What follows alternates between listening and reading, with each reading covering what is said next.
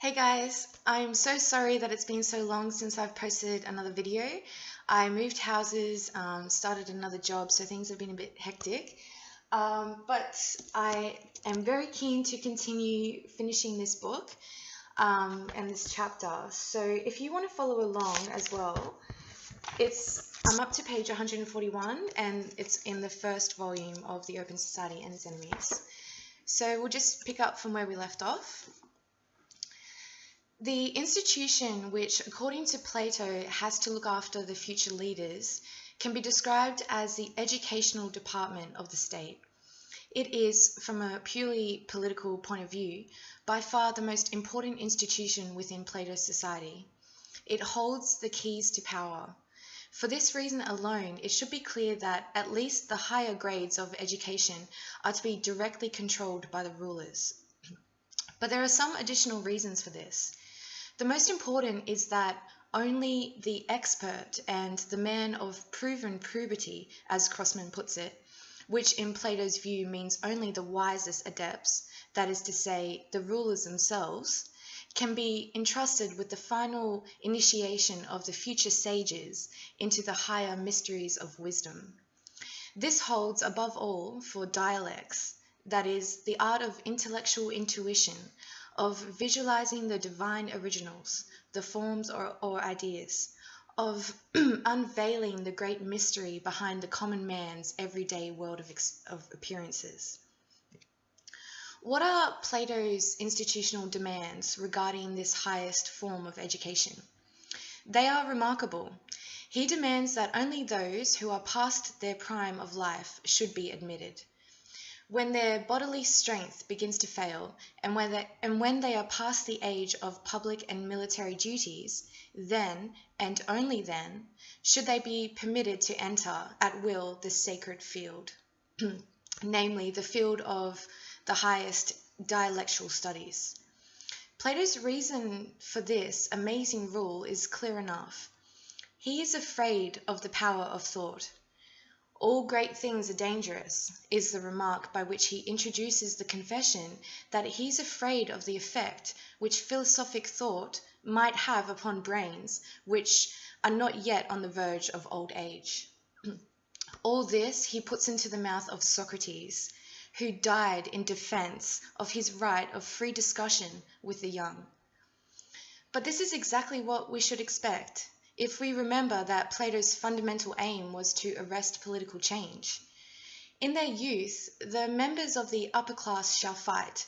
When they are too old to think independently, they shall become dogmatic students to be imbued with wisdom and authority in order to become sages themselves and to hand on their wisdom, the doctrine of collectivism and authoritarianism, to future generations. It is interesting that in a later and more elaborate passage which attempts to paint the rulers in the brightest colours, Plato modifies his suggestion. Now he allows the future sages to begin their preparatory dialectal studies at the age of 30, stressing, of course, the need for great caution and the dangers of insubordination which corrupts so many dialecticians. And he demands that those to whom the use of arguments may be permitted must possess disciplined and well-balanced natures. This alteration certainly helps to brighten the picture, but the fundamental tendency is the same. For in the continuation of this passage, we hear that the future leaders must not be initiated into the higher philosophical studies, into the dialect vision of the essence of the good, before they reach, having passed through many tests and temptations, the age of 50. This is the teaching of the Republic. It seems that the dialogue Parmenides contains a similar message, for here Socrates is depicted as a brilliant young man, having dabbled successfully in pure philosophy, gets into serious trouble when asked to give an account of the more subtle problems of the theory of ideas. He is dismissed by the old Parmenides with the admonition that he should train himself more thoroughly in the art of abstract thought before venturing again into the higher field of philosophical studies. It looks as if we have here, among other things, Plato's answer. Even a Socrates was too young for dialects. To his pupils who pestered him for an initiation which he considered premature. Why is it that Plato does not wish his leaders to have originality or initiative? The answer, I think, is clear. He hates change and does not want to see that readjustments may become necessary. But this explanation of Plato's attitude does not go deep enough. In fact, we are faced here with a fundamental difficulty of the leader principle. The very idea of selecting or educating future leaders is self-contradictory. You may solve the problem, perhaps, to some degree in the field of bodily excellence. Physical initiative and bodily courage are perhaps not so hard to ascertain. But the secret of intellectual excellence is the spirit of criticism. It is an intellectual independence. And this leads to difficulties which must prove insurmountable for any kind of authoritarianism. The authoritarian will, in general, select those who obey, who believe, who respond to his influence. But in doing so, he is bound to select mediocrities, for he excludes those who revolt, who doubt, who dare to resist his influence. Never can an authority admit that the intellectually courageous, that is, those who dare to defy his authority, may be the most valuable type. Of course, the authorities will always remain convinced of their ability to detect initiative. But what they mean by this is only a quick grasp of their intentions, and they will remain forever incapable of seeing the difference. Here we may perhaps penetrate the secret of the particular difficulty of selecting capable military leaders. The demands of military discipline enhance the difficulties discussed, and the methods of military advancement are such that those who dare to think for themselves are usually eliminated. Nothing is less true as far as intellectual initiative is concerned than the idea that those who are good in obeying will also be good in commanding. Very similar difficulties arise in political parties. The man Friday of the party leader is seldom a capable successor. Man Friday means like the errand boy or like the administration boy or someone. We are led here, I believe, to a result of some importance and to one which can be generalized.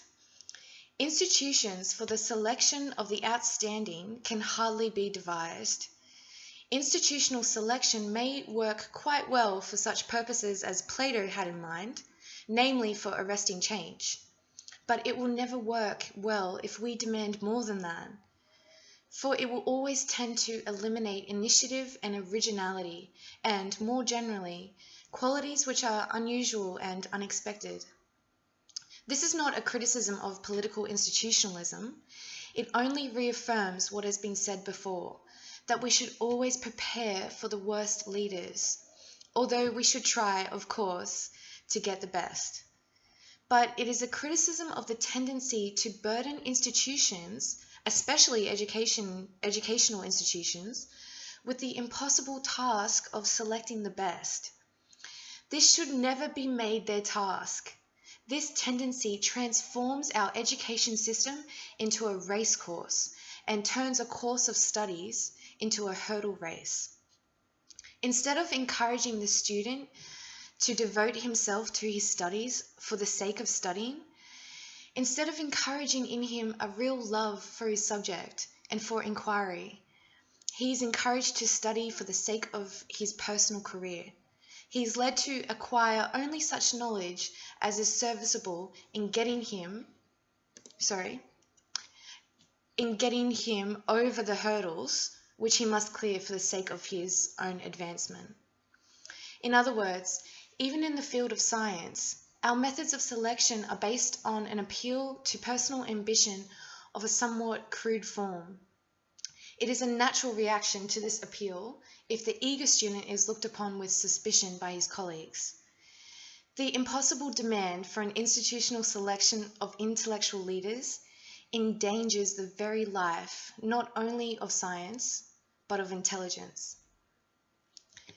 It has been said, only too truly, that Plato was the inventor of both our secondary schools and our universities. I do not know a better argument for an optimistic view of mankind, no better proof of their indestructible love for truth and decency, of their originality and stubbornness and health, than the fact that this devastating system of education has not utterly ruined them. In spite of the treachery of so many of their leaders, there are quite a number, old as well as young, who are decent, intelligent, and devoted to their task. I sometimes wonder how it was that the mischief done was not more clearly perceptible, says Samuel Butler, and that the young men and women grow up as sensible and goodly as they did, in spite of the attempts almost deliberately made to warp and stunt their growth. Some doubtless received damage, from which they suffered to their life's end, but many seemed little or none the worse, and some almost the better. The reason would seem to be that the natural instinct of the lads, in most cases, so absolutely rebelled against their training, that do what the teachers might, they could never get them to pay serious heed to it. It may be mentioned here that, in practice, Plato did not prove too successful as a selector of political leaders. I have in mind not so much the disappointing outcome of his experiment with Dionysius the Younger, tyrant of Syracuse, but rather the participation of Plato's academy in Dio's successful expedition against Dionysius. Plato's famous friend Dio was supported in his adventure by a number of members of Plato's academy. One of them was Callippus, who became Dio's most trusted comrade. After Dio had made himself tyrant of Syracuse, he ordered Heraclides, his ally and perhaps his rival, to be murdered. Shortly afterwards, he himself was murdered by Callippus, who usurped the tyranny, which he lost after 13 months. He was, in turn, murdered by the Pythagorean philosopher Leptines. But this event was not the only one of its kind in Plato's career as a teacher. Clearchus, one of Plato's and Isocrates' disciples, made himself tyrant of Heraclea after having posed as a democratic leader. He was murdered by his relation Chion, another member of Plato's academy. We cannot know how Chion, whom some represent as an idealist, would have developed, since he was soon killed. These and a few similar experiences of Plato's, who could boast a total of at least 9 tyrants among his one-time pupils and associates, throw light on the peculiar difficulties connected with the selection of men who are to be invested with absolute power. It is hard to find a man whose character will not be corrupted by it.